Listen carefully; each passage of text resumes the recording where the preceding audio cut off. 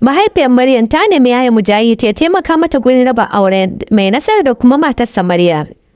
Kafin shiga cikin shirin namu kai tsaye kada ku manta dai kofar mu a buɗe ciki za ku iya shiga cikin comment section ku bayyana mana ra'ayoyinku da kuma hasashenku akan me kuke ganin ka iya faruwa a cikin haska shirin nan mai dogon zango wato labari na.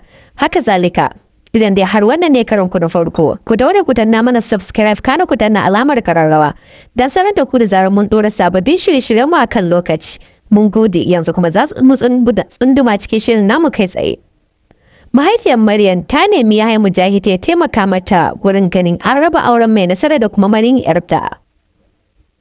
Wannan abu da ya biyo bayan da mahaifiyar Maryam ta yi ta raba auren amma ya ki daga ƙarshe kuma mai nasara ya je ya kira su kawo dan Juma da kuma babar Jummai wanda hakan ya ƙara bayar mata tayar mata da hankali da kuma kawo mata tsaye ko ganin ta raba wannan aure.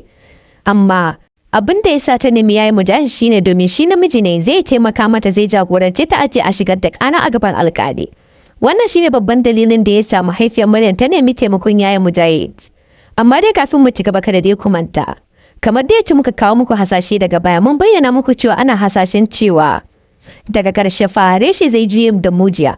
Kamar yacca mai nasara ya raba yayin mujahid da kuma matarsa Dr. Asiya ko in ce budurwarsa Dr. Asiya wacce daga baya kuma mai nasara aure ta ana hasashen cewa fa daga ƙarshe mahaifiyar Maryam za ta bari yayin mujahid ya aure Maryam.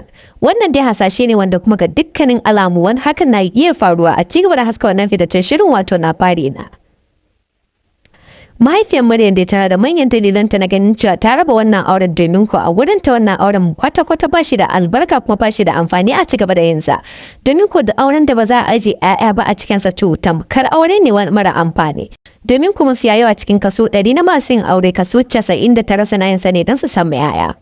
Amma sai gashi a bangare guda auren mai nasara da kuma Maryam ya kasance wani aure ne wanda aka kasa samun zuri'a a cikinsa. Wannan shine babban dalilin da ya sa mahaifiyar Maryam take yi iya kokarin ta ganin ta raba wannan auren domin ta samarwa yarta wani miji wanda za su haifi 'ya'ya a tare.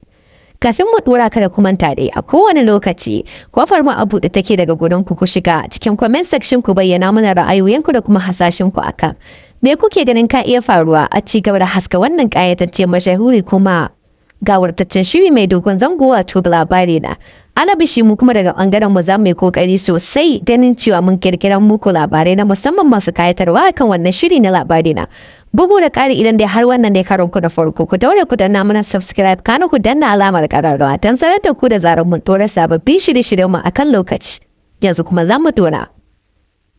Ya mujahid dai tun lokacin da aka yi auren Dr. Asiya da kuma mai nasara ba a ƙara hasko ya mujahid ba. Idan dai har ba kuma ta waya mujahid da kansa ya ɗauki waya ya kira mai nasara inda yake taya shi murna kuma ya roki Allah Ubangiji ya ba su zaman lafiya. Haka zalika ya mujahid ya kamin cewa idan dai har Allah ya ba su ɗa namiji ya mujahid ya roki a saka masa takwara wato a saka wa ɗan da Dr. Asiya za ta haifawa mai nasarar mujahid suna. Amma suna ganin wannan fa duk mai wannan ya faɗi hakan ne kawai da dai a yi wurin ha'ai dariya amma ta ciki da ciki.